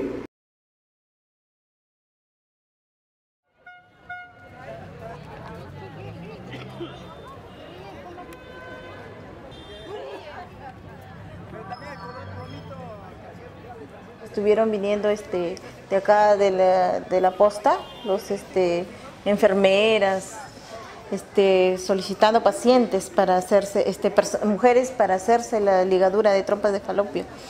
Entonces, mi hermana fue una de ellas, ¿no? Vinieron en varias oportunidades a incentivar que se haga esta ligadura. Varias veces venían que no iba a pasar nada, que no se preocupe, que era cuestión de un par de horas nada más. Fue al mediodía y dijo que un par de horas estaba regresando, pero transcurrió el tiempo y no vino. Y una de mis cuñadas fue a averiguar a la posta y le dijeron que mi hermana estaba bien, que se había intoxicado y que se había ido a Piura a hacerse atender, que ella se había ido por sus propios medios y que todo estaba bien, que no nos preocupemos. Entonces mi prima, como es trabajadora, se ha acercado a la clínica y a mi hermana la encontró en cuidados intensivos, estaba en coma. Ya han regresado mi prima a decirle a mi mamá pues el problema que había pasado, ¿no? Que mi hermana estaba bastante delicada, que estaba en coma y que tenían que ponerse fuertes acá, inclusive decir si no nos dejaban entrar que iban a llevar a la policía, porque en una clínica particular se entiende que tiene que haber bastante apoyo para la familia, deben dejar ingresar. No había negligencia médica, eso es lo que dijeron, que no indemnizaban. No, dijeron que no se podía hacer nada. No hubo ningún tipo de ayuda para mis sobrinas que quedaron pequeñas, ningún tipo de atención, por lo menos atención psicológica para mis padres, no hubo nada. Se quedó así nomás, ya transcurrieron 10 años.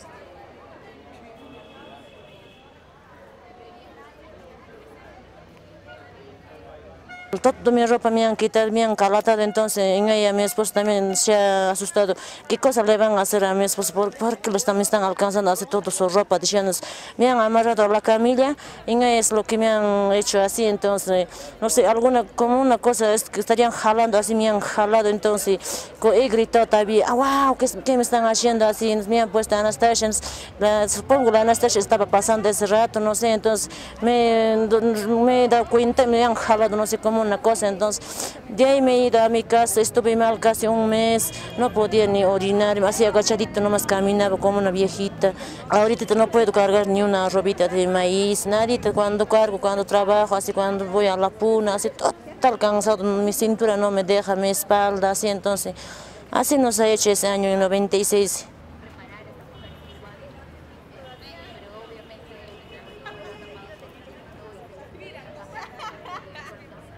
Vinieron 2 o 3 veces a mi casa, el señor Hermenegildo Cusiborman, que era el sanitario de la posta, y una obstetriz Elvira, ¿no?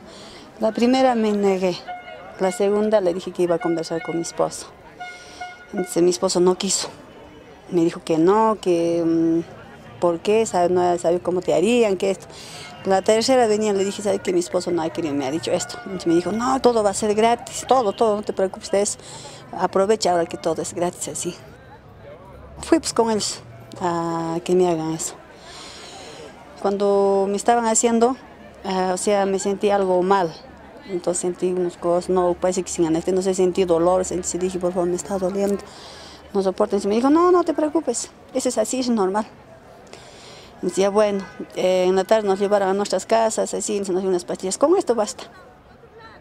Desde hace 2 años yo he estado, o sea, sufriendo con hemorragia, mucha hemorragia, desmayos, adelgazamiento, hinchazón en la parte aquí, hinchazón en la vagina. Entonces lo único que hago es bajo la posta, le digo estoy así por esta razón. Eso es natural, no, si te va a pasar y da unas pastillas. Yo compré 3 pastillas. Gracias a Dios encontré una doctora bien buena. Me han hecho, o sea, desde el principio todo tipo de análisis. Me preguntó si para hacer la ligadura me habían hecho análisis. Si nos habían hecho papá Nicolau, todo para saber si teníamos infección o qué, ¿no? Nada de eso, le dije, no, han podido morir, hay muchas personas que han muerto con esto, ¿cómo se han podido descuidar? Así. De ahí me han estado haciendo estudios hasta que ahora llegaron al punto de que tengo principios de cáncer.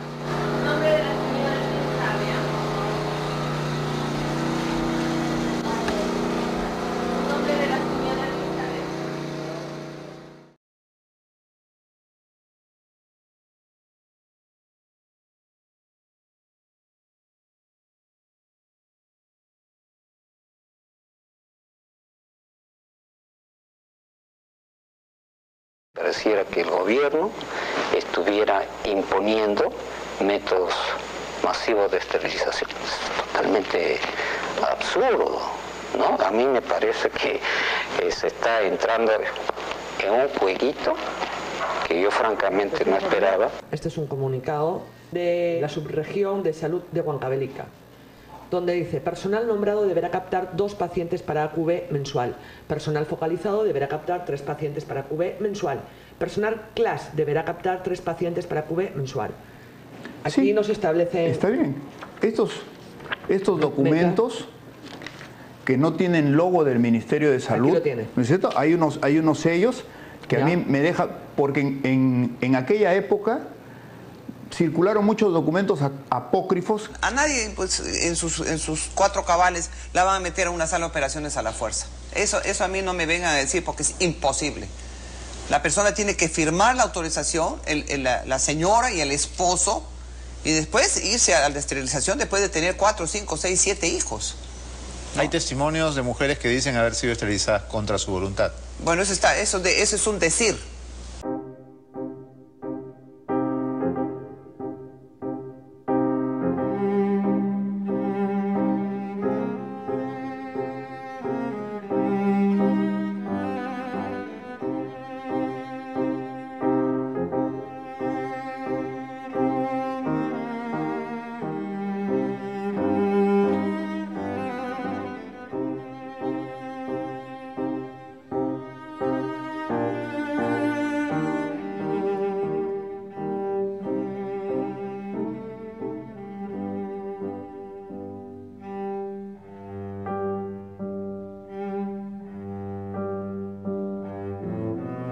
Estos casos excepcionales, con los cuales yo me solidarizo como mujer y como madre, creo que han sido errores humanos.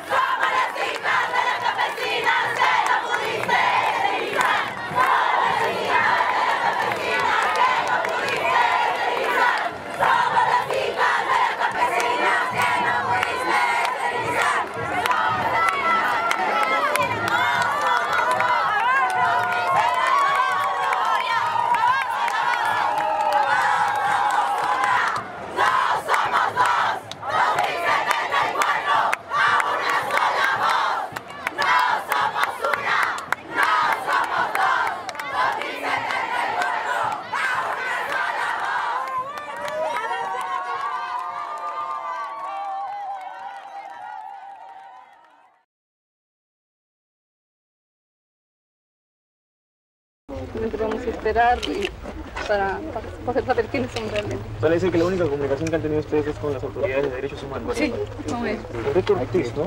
Verificar adecuadamente. Estamos ciclo de cultura física y deporte. Él se llama Enrique Ortiz Pereira. Es un caso reciente y no hay forma de comunicarse, que es dramático. ¿Cómo se enteró tú? Por una llamada telefónica.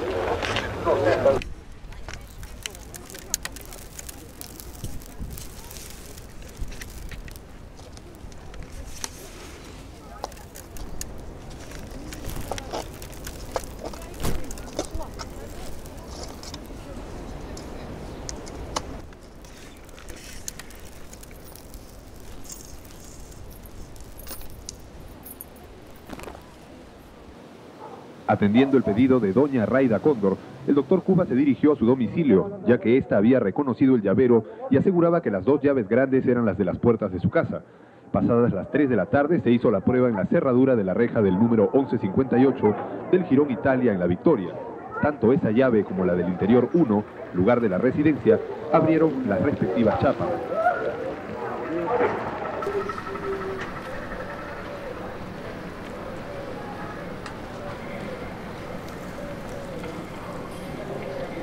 Luego hay una parte que es tremenda, dice: debido a que el tiempo apremiaba, toman la carretera central con dirección a Lima y en plena marcha ordena a los integrantes de su equipo ejecutar a todos los capturados. Inicialmente se coordinó para enterrarlos en un lugar seguro, pero como el tiempo les jugó una mala pasada y la luz del alba estaba cerca, cuando se encontraban a la altura de Huachipa, proceden a enterrarlos en las chacras que quedan al pie de la carretera Ramiro Frealé. En una época, cuando se estaba determinando la investigación en el Poder Judicial en el año 93, nosotros hacíamos plantones todos los días, sin descansar. En pleno verano, estamos hablando febrero, marzo del 93. Luego, ya agotados de hacerlo todos los días, hacíamos plantones los miércoles, y se llamaba plantón de miércoles. Y todos los miércoles íbamos a Palacio de Justicia a hacer un plantón.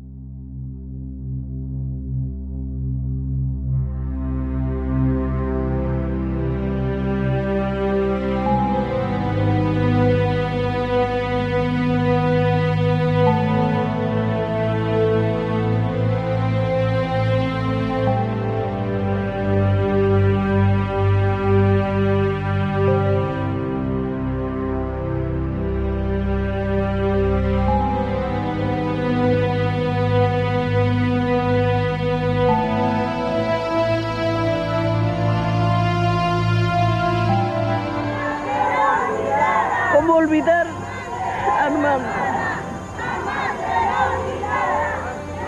Morir. Pero no le voy a dar el gusto de morirme. Me seguirá viendo, seguiré pidiendo justicia. Voy a ser su sombra de ese mal.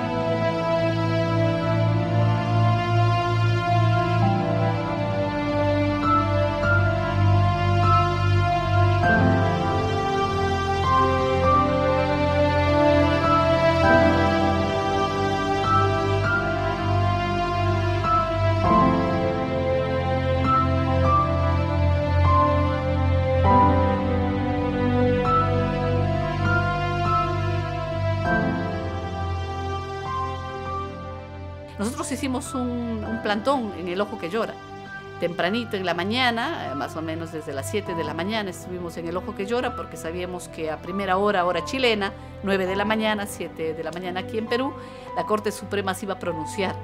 Y estábamos ahí cuando se conoció la decisión de la Corte Suprema, ¿no? Realmente fue para nosotros emocionante. Hoy venimos a ofrecerles nuestra lucha, clara, diáfana, luminosa, como la luz de estas velas, llena de vida como estas flores. La Corte Suprema de Chile concedió hoy al Perú la extradición del expresidente de la República, Alberto Fujimori. El exmandatario deberá ser juzgado por delitos de corrupción y violaciones a los derechos humanos cometidos durante su gobierno. Como se recuerda, Fujimori fugó del Perú en el año 2000, refugiándose durante 5 años en Japón. Luego de un sorpresivo viaje a Chile, tuvieron que pasar 2 años para que la justicia de este país acepte el pedido de extradición del Perú. Por justicia y por verdad. Nunca más impunidad.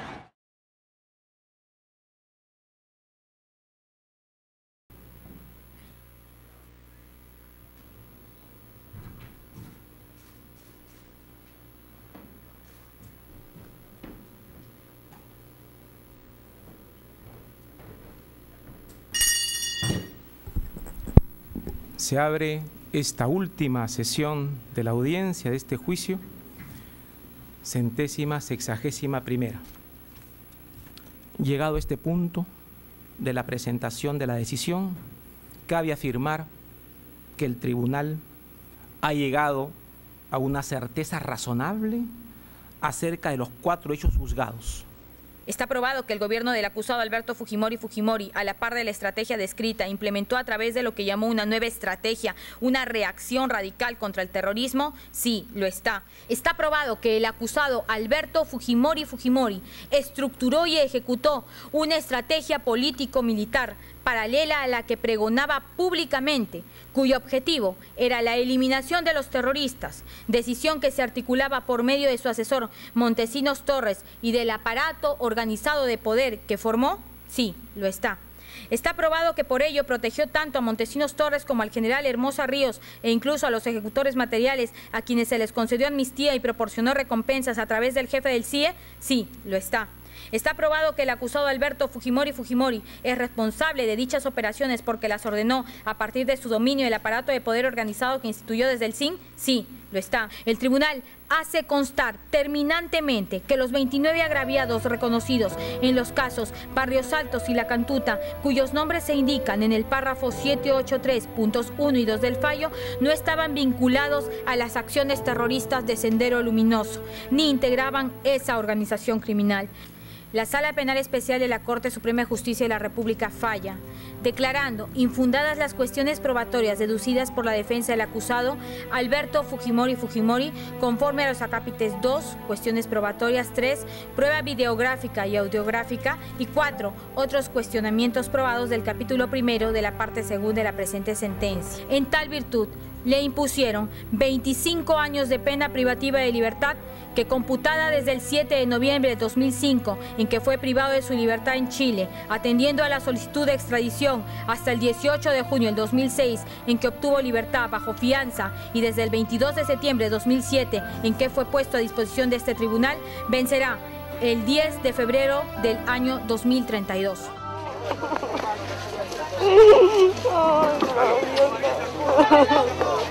Aló. Aló. A los años de casos que han ocurrido en nuestro país y este camino seguirá abierto. Vamos, vamos. Bueno, esperamos que sí. Emocionada, señora Raya. ¿Está contenta con la sentencia? Sí. Señora, vamos, vamos. ¿Satisfecha con la condena? Sí, satisfecha. Se me hizo justicia.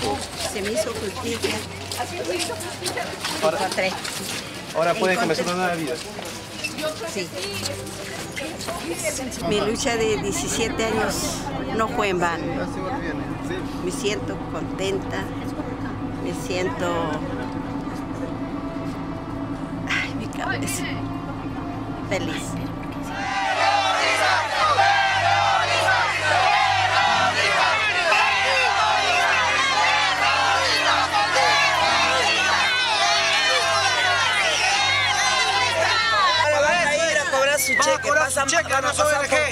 Defensores de terrorismo. Por llorar, por los huesos de su familia. ¡Vas a pagar a tus lloronas que has contratado!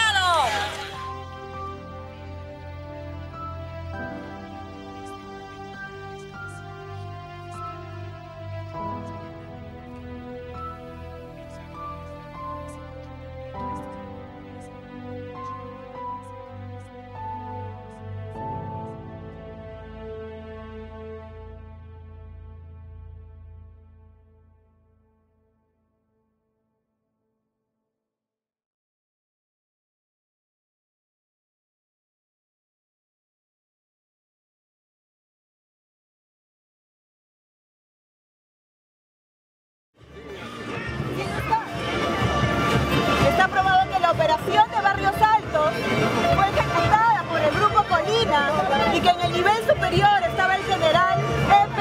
Rivero Lazo, director DINTE, y que por encima del general E.P. Rivero Lazo se encontraba el CIN, concretamente Montesinos Torres. Sí, lo está. Está probado que la operación de Barrios Altos fue un crimen de Estado. Sí, lo está. Está probado que en horas de la madrugada del 18 de junio de 1992, 9 estudiantes y un profesor de la Universidad de La Cantuta fueron conducidos por miembros del Grupo Colina al kilómetro 1,5 de la carretera Ramiro Prialé, Huachipa, donde los ejecutaron extrajudicialmente y enterraron clandestinamente. Sí, lo está. Está probado que meses después se trasladaron algunos cuerpos de las víctimas al lugar denominado Quebrada Chavilca del distrito de Cieneguilla, donde previamente procedieron a su incineración. Sí lo está.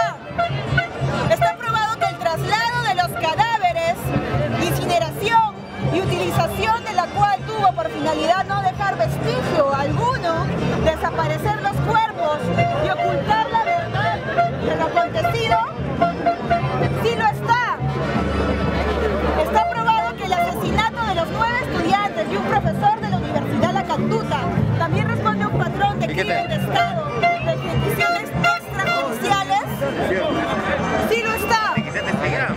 Está probado que los integrantes del Grupo Colina, Sosa Saavedra y Carvajal García, se les entregó cintillos de pacificación nacional el 19 de agosto de 1994, pese a que ya habían sido objeto de una condena firme por desaparición forzada y ejecución extrajudicial en el caso de La Cantuta. Sí lo está.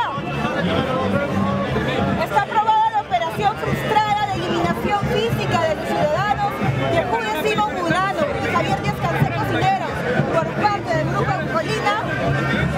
Sí lo está. Está aprobado que el Senado, el 15 de diciembre de 1991, oficializó la conformación de una comisión investigadora de ese crimen, la misma que no concluyó su cometido como consecuencia del golpe de Estado del 5 de abril de 1992. Sí lo está. Está probado que luego de ocurrida la desaparición forzada y la ejecución extrajudicial de los alumnos y profesor de La Cantuta, sus familiares denunciaron las desapariciones en diferentes instancias públicas y judiciales sin recibir amparo alguno.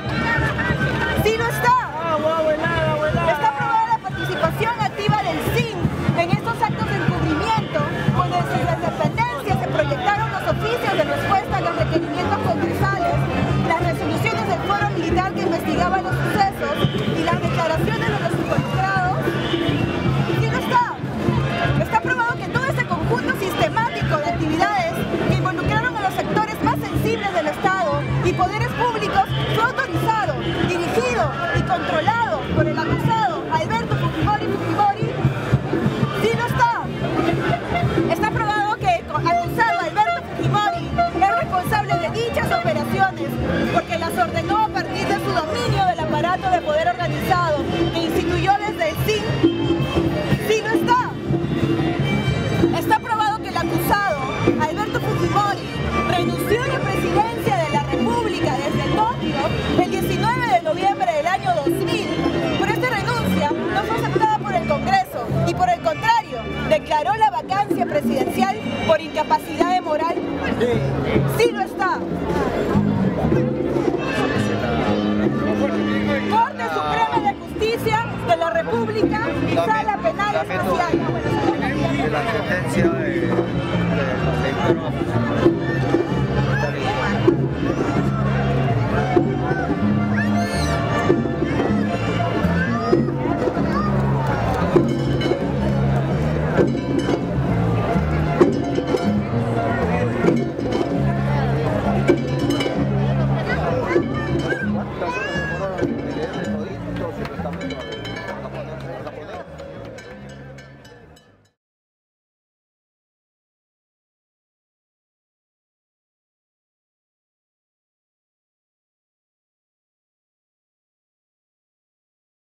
La dictadura ya cayó, ya cayó, ya cayó, ya cayó.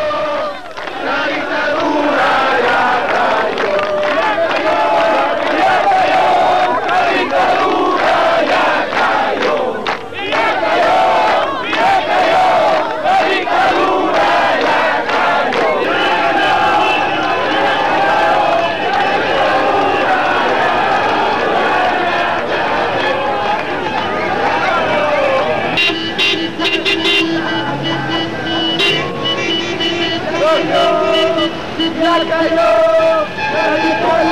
ya cayó,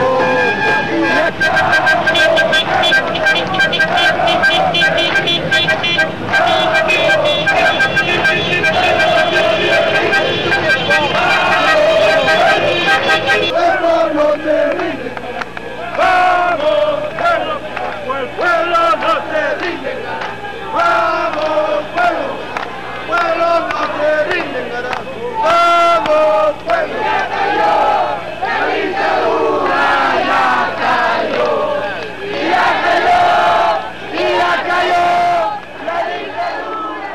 algo había pasado durante todos esos años, bastaba que con 2 horas se convocara un mitin para que se llenara una plaza, donde quiera, donde fuera. Y en esas aglomeraciones de gente, en esas manifestaciones llenas de fervor, ahí la gente empezó a sacarlo a Montesinos, a hablarlo a Montesinos. Me recuerdo que cuando llegamos una vez a Sicuani, nos distribuyeron folletos, estos octavillas que habían hecho ahí, y yo me quedé sorprendido de lo bien informados que estaban sobre Montesinos, sobre lo que este había hecho. Quiere decir de que toda la labor que hizo, la labor heroica que hizo el periodismo de investigación, ese grupo pequeñísimo de gente, y los pocos medios que estuvieron allá, y los pocos directores de realmente gran honor, como Enrique Sileri, como Gustavo Momellona, y organizaciones no gubernamentales, y organizaciones de derechos humanos, que habían estado constantemente sacando cosas, eso había finalmente fructificado. Usted fue una de las personas que emprendió la marcha de los 4 suyos. Sí, y llegamos a Lima y nosotros hemos vivido en carne propia lo que es la dictadura, la persecución, la agresión y seguramente el deseo de liquidar a todo lo que es oposición. Pero más pudo la fe del pueblo en la democracia y ahora usted ve, la hemos conquistado antes de tiempo.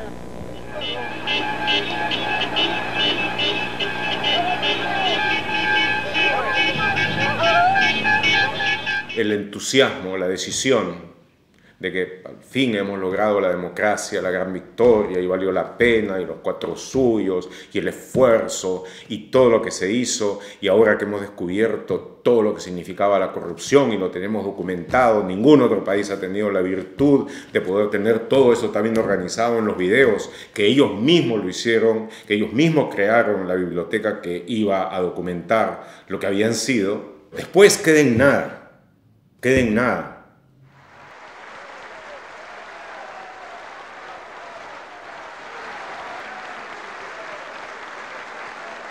Para muchos, la recuperación de la democracia fue solamente recuperar los procedimientos democráticos. Fue recuperar elecciones limpias, un jurado nacional y una OMPE que te garantice un mínimo de procedimiento. Pero el montaje de lo que significaba el fujimorismo lo dejaron intacto. O sea, lo dejaron ahí, gobernaron con eso, gobernaron con su constitución. O sea, es decir, esa constitución nació del golpe. Esa constitución consagró las razones de fondo de las esterilizaciones forzadas, del despido masivo de trabajadores. Y esa constitución la mantuvieron y se encargaron de manera sucesiva de decir que este país salía adelante porque tenía una constitución neoliberal. Y porque ese modelo no había que tocarlo. Acuérdate que en el 2000 había toda una discusión sobre, no, cuidado, no toquen el modelo, ¿no? O sea, que el modelo económico quede tal cual está, solamente hay que recuperar la institucionalidad democrática, ¿no?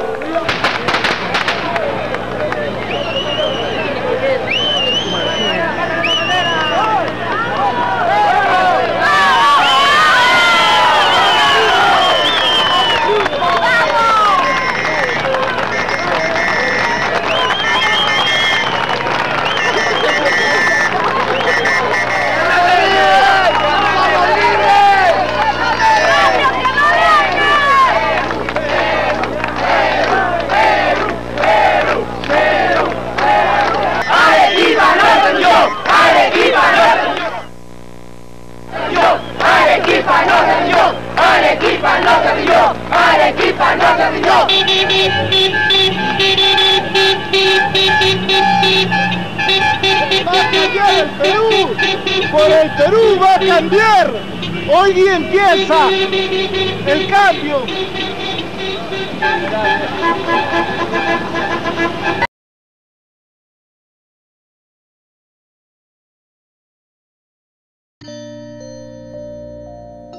Había una vez una candidata presidencial llamada Fujimori. La candidata Fujimori no tenía un plan de gobierno serio, ni en el ámbito económico ni en el cultural. Su único plan era inseguridad, declarar el estado de emergencia por todos lados. Como tenía miedo de perder las elecciones, la candidata Fujimori se vuelve socia de un misterioso asesor que la viene ayudando a conseguir la presidencia. La mayoría de peruanos no sabía quién era el asesor, de dónde había salido, ni cómo había llegado al puesto en el que estaba. Alguien recordó que el asesor había sido investigado años atrás, pero nadie escuchó.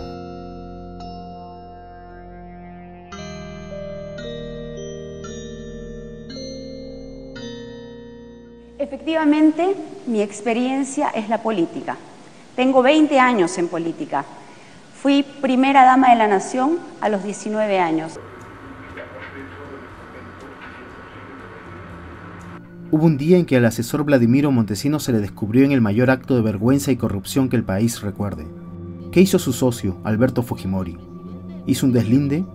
No, lo primero que hizo fue defenderlo, darle seguridad. Entre otras cosas, el presidente habló sobre su ex asesor, Vladimiro Montesinos. Se encuentra en Lima, con toda la seguridad que le corresponde, seguridad un poquito mayor que la que tienen los ministros. Hay que ponerle seguridad a ese hombre que ha cometido errores como todo ser humano, pero también ha contribuido a la pacificación del país. ¿Y qué hizo Keiko Fujimori? Estuvo ahí, al lado. Incluso luego de esa vergonzosa conferencia de prensa, subieron los dos, padre e hija, a las rejas de Palacio como si nada pasara. Keiko Fujimori ha absorbido toda la dictadura del padre. Dicen que era muy joven para darse cuenta. ¿Lo era? Año 1992. Golpe de Estado. Masacres de Cantuta y Barrios Altos. Susana Iguchi, su madre, denuncia los malos manejos de la donación de ropa de Japón. Keiko Fujimori tenía 17 años. ¿Era muy niña como para no darse cuenta de lo que sucedía? Año 1994. El Congreso investiga el desfalco de la Caja de Pensiones Militar y Policial. 400 millones de soles perdidos. El servicio de inteligencia empieza la persecución contra su madre, Susana Iguchi. ¿Keiko dice algo? No, acepta ser nombrada primera dama. Tenía 19 años. ¿Seguía siendo muy chica como para saber lo que pasaba? Año 1995. Se interviene en las universidades. Se da la ley de amnistía en favor del Grupo Colina. Su madre, Susana Iguchi, denuncia oficialmente su primera tortura. ¿Qué hace Keiko? Había cumplido 20 años. ¿Era muy joven quizás para no cuestionar lo que ocurría? Año 1996. Demetrio Chávez Peñaherrera, alias Vaticano, denuncia a Montesinos en una audiencia. Pero en su siguiente audiencia, Vaticano presenta una extraña conducta. No podía articular una oración completa. Keiko tenía 21 años, demasiado joven quizás para entender lo que pasaba alrededor. Mayo de 1997. Keiko Fujimori termina sus estudios de Administración de Negocios en la Universidad de Boston, estudios pagados con dinero del CIN. Ese mismo mes destituyen a los magistrados que se oponían a la reelección. Empiezan las primeras manifestaciones en todo el país. Los hermanos Winter asumen el control de Canal 2. La libertad de expresión se ve severamente amenazada. Sale a la luz el Plan Octavio, dirigido desde el Servicio de Inteligencia para vigilar y hostigar periodistas. Se descubre también el chuponeo a Pérez de Cuéllar. Aparecen los primeros casos de esterilizaciones forzadas. Y así cada año, cada mes, 98, 99, hasta llegar al 2000. Desde entonces no deja de repetir que solo se cometieron errores, que el Grupo Colina debió haber actuado solo. Pero los crímenes de esa dictadura no fueron solo del Grupo Colina. Julio Salazar Monroe, jefe del CIN, 25 y 35 años por violación a los derechos humanos. Humberto Rosas Bonuccelli, el jefe del CIN, 6 y 4 años. Nicolás Hermosa Ríos, jefe del Ejército, 25 años. Esleván Bello, comandante general de la FAP, 8 años. José Villanueva Ruesta, comandante general del Ejército, 8 y 9 años. Antonio Bárcena, comandante general de la Marina, 6 años. Juan de Anderas, el director de la Policía, 6 años. Federico Hurtado, director de la Policía, 4 años. Luis Salas Guevara, el primer ministro, 3 años suspendido. Carlos Boloña Ver, ministro de Economía, 4 años suspendido. Víctor Holguay, ministro de Industria, 10 años. Absalón Vázquez, ministro de Agricultura, 7 años suspendidos. Juan Briones Dávila, ministro del Interior, 10 años. Edgar Solís Cano, viceministro del Interior, 9 años. Blanca Nélida Colán, fiscal de la Nación, 10 años. Víctor Castillo Castillo, presidente de la Corte Suprema, 4 años suspendido. Alipio Montes de Oca, jefe del Jurado Nacional, 4 años suspendidos. José García Marcelo, vocal del Tribunal Constitucional, 5 años. Nelson Reyes Ríos, vocal supremo, 4 años suspendidos. Alejandro Rodríguez Medrano, vocal supremo, 8 años. Adalberto Seminario, vocal supremo, 4 años suspendido. Rolando Rantón, general del Ejército Peruano, 4 años. Fernando Gamero, jefe de la 7ª Región de la Policía, 3 años suspendidos. A Vladimiro Montesinos, 25 años por violación a los derechos humanos. Y varias condenas más por delito contra la administración pública.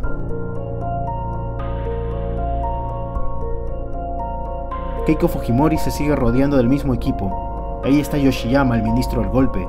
Ahí está Klimper, el ministro en la peor época de la dictadura.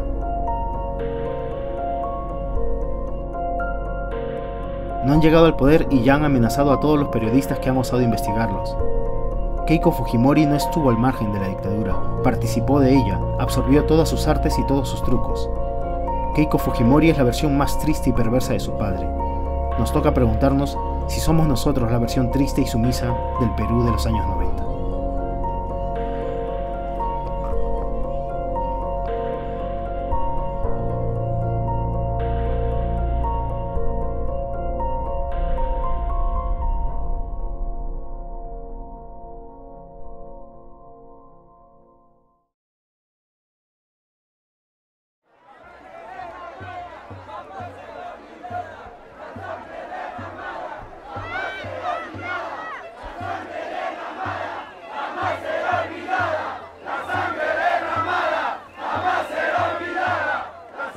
Empieza a oscurecer el martes 5 en la Plaza San Martín, que ya luce no solo llena, sino apretada, intensa, con más entusiasmo que indignación. Como sucede con los que somos casi viejos, que necesitamos completar las experiencias con las memorias, voy asociando lo que veo con recuerdos. ¿Despierta este 5 de abril flashbacks del que ocurrió hace 24 años? No. Me hace recordar más bien la marcha de los 4 suyos del 28 de julio del 2000. Estuve entonces durante un rato en el mismo lugar en el que me encuentro ahora, frente al monumento de San Martín, mientras llegaban entonces, como llegan ahora, contingentes de estudiantes universitarios que confluían desafiantes y combativos en la plaza. Cerca de mí veo un grupo grande de muchachos que por su intensidad y evidente coraje deben ser sanmartinos, y recuerdo a los que los precedieron hace 16 años. Pero claro, las cosas fueron diferentes. Entonces la policía se había retirado para que los vándalos infiltrados por Montesinos pudieran perpetrar los letales destrozos con los que intentaron criminalizar nuestra movilización. Poco rato después, la plaza se llenó de gases lacrimógenos, las calles hirvieron y la jornada marchó hacia su luctuoso final que inició la caída del Fujimorato. 16 años después, las diferencias resaltan primero. Hay quizá tanta movilización policial como entonces, pero es para proteger la movilización, no para atacarla. La manifestación no es para derrocar una tiranía, sino para impedirla. La que ocurre ahora es masiva, de potente elocuencia, pero a la vez magníficamente pacífica, consciente de la fuerza que significa la movilización de 100.000 personas, acompañadas por miles de otras en varias ciudades del Perú. Como en el 2000, las fuerzas democráticas son dueñas de la calle, pero ya no en confrontación, sino en demostrar su decisión de defender la libertad.